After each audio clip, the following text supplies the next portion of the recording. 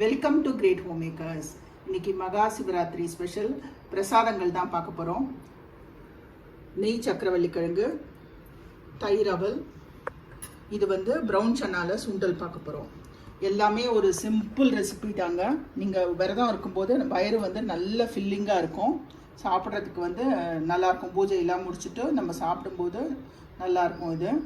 இதெல்லாம் எப்படி பண்ணுறதுன்னு நம்ம இப்போ பார்க்கலாம்.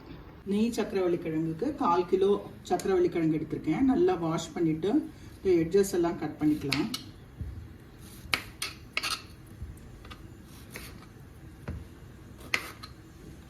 இதை இந்த மாதிரி கட் பண்ணி நம்ம ஆவியில் வேக வைக்க போகிறோம். ஒரு 10 நிமிஷம் நல்லா ஸ்டீம் ஆகும். 1 கப் வெல்லம் எடுத்திருக்கேன். கொஞ்சமாக தண்ணி விட்டு வெல்லத்தை முதல்ல உருக்கிக்கலாம். மெல்ட்டான வெல்லத்தை வடிகட்டி அதே வானலியில் விட்டுருக்கேன். இது கொஞ்சம் சேர்ந்து கொதிக்கட்டும். சக்கரவள்ளி கிழங்கு நல்லா வெந்தாச்சு. நம்ம இந்த ஸ்கின்னை ரிமூவ் பண்ணிடலாம். சக்கரவள்ளி கிழங்கை சின்ன சின்னதாக கட் பண்ணிக்கலாம்.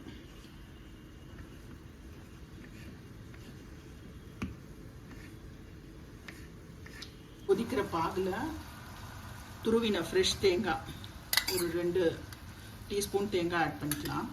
ஏலக்காய் பவுடர் ஒரு 1/2 டீஸ்பூன், சுக்கு பவுடர் ஒரு 1/2 டீஸ்பூன், கட் பண்ணி வச்ச சக்கரவள்ளி கிழங்கை ஆட் பண்ணிடலாம். இந்த வெல்லத்தில் நல்லா இந்த சக்கரவள்ளி கிழங்கு போட்டாகணும். 5 நிமிஷம் போதும். பாருங்கள், வெல்லத்தோடு சேர்ந்து எல்லாம் சேர்ந்து வந்தாச்சு. நல்லா 1 டீஸ்பூன் நெய் விட்டுக்கலாம்.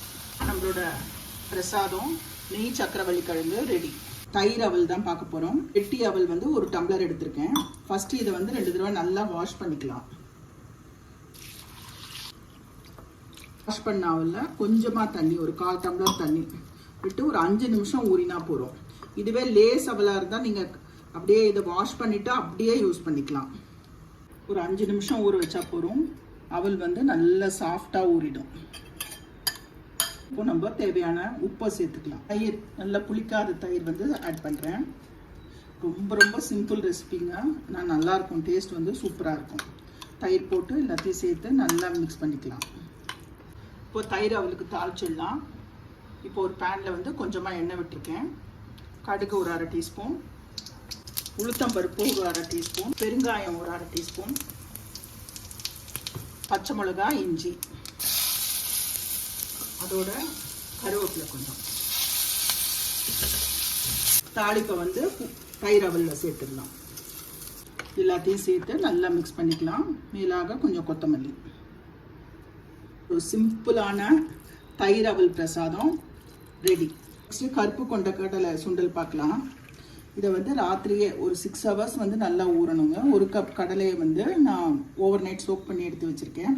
ஊற வச்ச தண்ணியை எடுத்துடணும். குக்கரில் ஊற வச்ச கடலையை ஆட் பண்ணிக்கலாம். வேணுங்கிற அளவு தண்ணி விட்டுக்கலாம். கொஞ்சமாக உப்பு சேர்த்துக்கலாம். மூடி ஒரு 5-6 சவுண்டு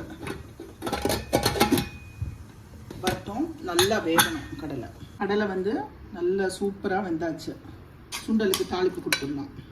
அடுப்பில் 1 டீஸ்பூன் ஆயில் விட்டுருக்கேன். ஆயில் சூடானோன்னா கடுகு ஒரு 1/2 டீஸ்பூன், உளுத்தம்பருப்பு ஒரு 1/2 டீஸ்பூன், ஒரே ஒரு ரெட் சில்லி கட் பண்ணி போட்டுக்கிறேன், பெருங்காயம் ஒரு 1/2 டீஸ்பூன், கருவேப்பிலை,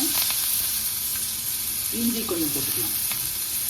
வேக வச்ச சன்னாவை ஆட் பண்ணலாம். ஃப்ரெஷ்ஷாக துருவின தேங்காய்,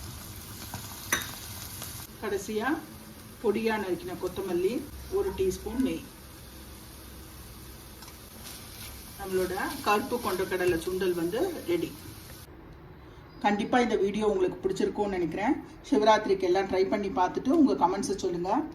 like, share, subscribe to this channel. Thank you.